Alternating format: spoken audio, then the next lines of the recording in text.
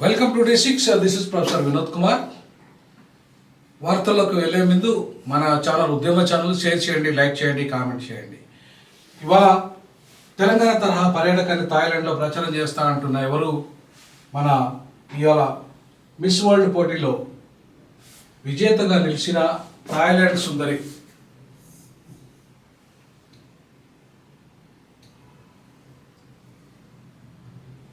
Suchitha Opal సుచాత సంగ్ సిరి.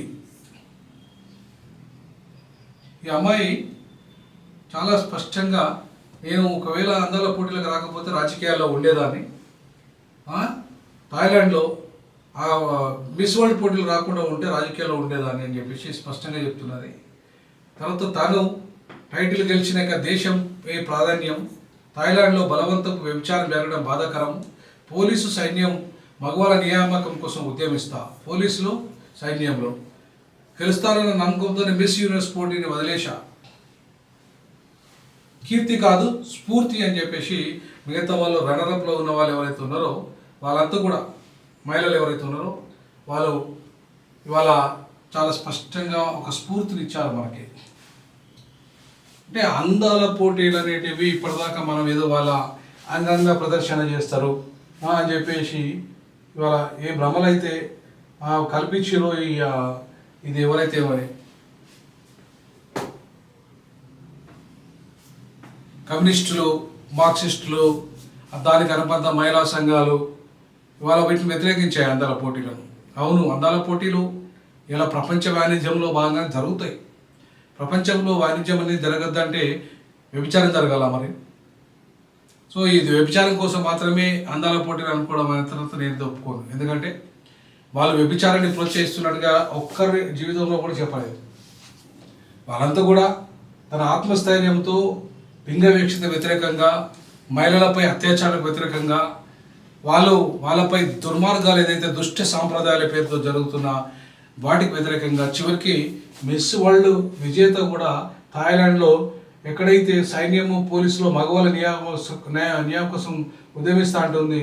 అంతేకాకుండా వ్యభిచారము, థాయిలాండ్లో బలవంత వ్యభిచారం జరగడం బాధాకరం, దాన్ని కూడా వ్యతిరేకంగా కొట్లాడుతూ అంటున్నది. అంటే ఇవాళ అందాల పోటీలు వ్యభిచారం కోసం కాదు, లేదంటే అంగాంగ ప్రదర్శన కోసం కాదు, కేవలం డబ్బు కోసమే కాదు, సమాజ మార్పు కోసం, స్ఫూర్తి కోసం, సౌందర్యం కోసం, కీర్తి కోసం కాదు, స్ఫూర్తి కోసం అని చెప్పి అద్భుతమైన సందేశాలు ఇచ్చారు వాళ్ళు. ఇలా అంతా కూడా బాధితులే, దాంట్లో 90% బాధితులే ఉన్నారు. ఈ సమాజంలో దుష్ట సాంప్రదాయాలు, మగ పెత్తనము, లింగ వివక్షత, మానవ హక్కుల ఉల్లంఘన, అడుగడుగున మహిళలపై అత్యాచారాలు, అన్యాయాలు, వ్యభిచారము, ఇట్లా అనేక రకాల హింసకు, మహిళల మీద జరుగుతున్న హింసకు వ్యతిరేకంగా కొట్లాడుతున్న వాళ్ళే ఇవాళ అందాల పోటీలకు వచ్చారు. వాళ్ళే విజేతలుగా, ప్రపంచ విజేతలుగా నిలిచారు. వాళ్ళే స్ఫూర్తినిచ్చారు. కీర్తి కాదు స్ఫూర్తి అనే ఒక సందేశాన్ని ఇచ్చారు. ఇలా మహిళలకు ఆత్మస్థైర్యాన్ని ఇచ్చారు. మరి అది ఇలా దాన్ని వ్యతిరేకిద్దామా? అందాల పోటీలను వ్యతిరేకించే భామలంతా ఎవరైతే ఉన్నారో లెఫ్ట్ భామలు లేదా లెఫ్ట్ నాయకురాళ్ళు, లెఫ్ట్ నాయకులు, మరి వాళ్ళంతా కూడా ఇవాళ ఓన్లీ వాళ్ళు అదే ప్రపంచ పెట్టుబడిదారి వర్గము ప్రోత్సహిస్తుంది అంటున్నారు. కాబట్టి ప్రపంచ పెట్టుబడి వర్గం ప్రోత్సహించేది ఏ రంగం? అన్ని రంగాలను. పర్యాటక రంగం లేదా? ప్రతి రంగాన్ని ఇలా వాళ్ళు ఆక్యుపై చేశారు. ఈ రంగం కూడా వాళ్ళ చేతిలో ఉండదు లేదని నేను చెప్పట్లేదు.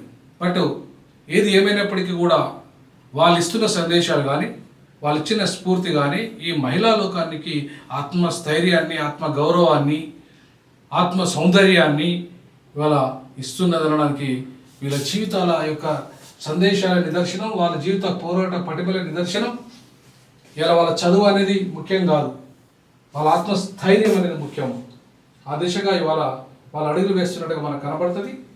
నాకైతే అందాల పోటీల వల్ల పెద్దగా బాగా సమాజానికి ఏదో నష్టం జరుగుతుంది, మహిళా లోకాన్ని ఏదో కించపరుస్తాను అని చెప్పేసి అనడానికి మాత్రం నేను పూర్తి స్థాయిలో అంగీకరించాను. కాకపోతే అంగాంగ ప్రదర్శన లేదా లోకల వ్యభిచారం చేసేవాళ్ళు ఇలా విలేజ్ చేయాల్సిన అవసరం లేదు. బోల్డంత మంది వ్యభిచార కొంపలు ఉన్నాయి. ఎందుకంటే వాళ్ళ పాప ఆకలి తీర్చడం కోసం వాళ్ళకి వేరే దారి లేక ఇలా వ్యభిచారానికి పాల్పడుతున్న మహిళలు 99% ఉన్నారు. ఒక 1% తిన్నదరకగా ఇలా వాళ్ళు వ్యభిచారం టైప్లో ఇలా తన యొక్క శరీరానికి ఆత్మ అంటే శరీర తృప్తి కోసం ఇలా వ్యభిచారానికి పాల్పడుతున్న వారు ఉన్నారు. అంటే వాళ్ళ మగవాళ్ళనే కొనుక్కుంటున్నారు వాళ్ళు. సో అది 1% మాత్రమే. 99% తిండి లేక కుటుంబాన్ని పోషించడానికి అనేక ఆర్థిక ఇబ్బందులతో వ్యభిచారానికి పాల్పడుతున్న మహిళలే ఎక్కువ మంది ఉన్నారు. మరి అట్లాంటి సిచ్యువేషన్లో వ్యభిచారానికి కారణమైన వాటిని రూపుమాపాలి. అలాంటి అంతేగాని అందాల పోటీలను వ్యతిరేకిస్తే వచ్చేది ఏంటి? అందాల పోటీల వల్ల ఆత్మస్థైర్యమే పెరుగుతుంది మహిళల లోపల, ఆత్మ న్యూన్యత వస్తలేదే. కాబట్టి కొన్ని తప్పులు జరుగుతున్నాయి అనేది వాస్తవము, కొన్ని లైంగిక దాడులు జరుగుతున్నాయి అనేది వాస్తవము. అది అందాల పోటీల ద్వారా మాత్రమే జరగట్లేదు అనేది వాస్తవం. కాబట్టి ఇవాళ అందాల పోటీలను మనం ఆత్మస్థైర్యం దృష్టితో చూడాలి, కీర్తి కోసం కాదు. ఇవాళ వాళ్ళని ఏ దృష్టితో చూడాలి అని చెప్పేసి చేస్తే సేవ, స్ఫూర్తి, కీర్తి కాదు స్ఫూర్తి. ప్రపంచంలో ఇలా కీర్తి ఎవరికైనా వస్తుంది, కష్టపడ్డ ప్రతి ఒక్కరికి కీర్తి వస్తుంది.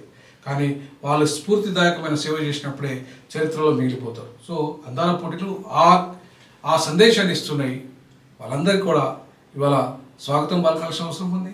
అలాగే దాంట్లో ఏదైనా చిన్న చిన్న లోటుపాట్లు జరిగినా వాళ్ళు ఎట్లా తిరుగుబాటు చేస్తున్నారు. వ్యభిచారానికి ప్రోత్సహిస్తున్న వాళ్ళని బలవంతంగా లొంగ తీసుకోవాలనుకునే రాజకీయ నేతలను బడా పారిశ్రామికవేత్తలను కూడా వాళ్ళు ఇలా నిలదీస్తున్నారు. సోషల్ మీడియా వచ్చిన తర్వాత వాళ్ళ ఆటలు కొనసాగే పరిస్థితి లేదు. కాబట్టి ఇష్టం ఉంటే తప్ప, ఇష్టం లేకుండా భార్య భర్త దగ్గర కూడా సంసారం చేయడానికి వ్యభిచారమే అనబడుతుంది. సో కాబట్టి అట్లాంటి సిచ్యువేషన్స్లో మనం వాళ్ళ వ్యభిచారం కోసమే ఈ కార్యక్రమాలు చేస్తానని చెప్పి బురదలే కార్యక్రమం వద్దు. ఖచ్చితంగా వాళ్ళ కీర్తి ఒక స్ఫూర్తినిస్తున్నది. ఆ స్ఫూర్తి సమాజం నిర్మాణం. ఆ దిశగా D6 డీజాకు అందాల పోటీలను ఆ స్థాయిలో సమర్థిస్తుంది. వాళ్ళ స్ఫూర్తిని తీసుకుందాం, వాళ్ళ కీర్తిని కాదు. అలాగే వాళ్ళ యొక్క పోరాట పటిమని తీసుకుందాము, వాళ్ళ అందంగా ఉన్న ఆత్మస్థైర్యాన్ని తీసుకుందాం. వాళ్ళ అందం కాదనేది ఈ సందేశాన్ని గమనించాలని ఆ దిశగా మీరు కూడా మీ కామెంట్ రూపంలో తెలియజేయండి అని చెప్పేసి D6 కోరుతుంది. జై భీమ్, జై పులే, జై పెరియార్.